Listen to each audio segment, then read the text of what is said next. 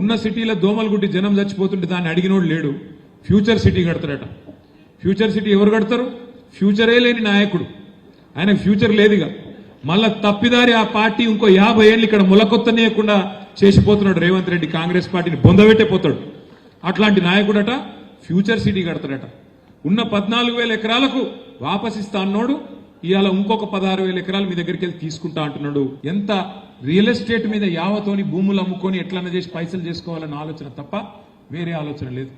Future city చుట్టూ కూడా మొత్తం జరుగుతున్నది భూదందానే. మొత్తం రేవంత్ రెడ్డి గారి అన్నదమ్ముళ్ళు ఆయన బంధువులు మాడుగుల దాకా భూములు కొన్నారు. జయపాల్ రెడ్డి గారి కుటుంబ సభ్యులు, ఈయన బావమరుదులు, ఈయన అన్నలు తమ్ముళ్ళు మొత్తం గద్దల్లాగా వాలిపోతా ఉన్నారు. ఎక్కడ సీలింగ్ భూమి ఉంటే అది పట్టా భూమి కావాల్సిందే. ఎక్కడ పట్టా భూమి ఉంటే నువ్వు ఇస్తావా లేకపోతే సస్తావా. మేనిఫెస్టోలో ఏం చెప్పిండ్రు? మొత్తం కేసీఆర్ ప్రభుత్వంలో 10 ఏళ్లలో 16 లక్షల ఎకరాలు నిషేధిత జాబితాలో పెట్టిండు. మేము రాగానే 100 రోజుల లోపలనే అవన్నీ కూడా వాపస్ ఇచ్చేస్తాం, తీసేస్తాం అని చెప్పింది. కానీ ఇప్పుడు చేస్తున్నది ఏంది?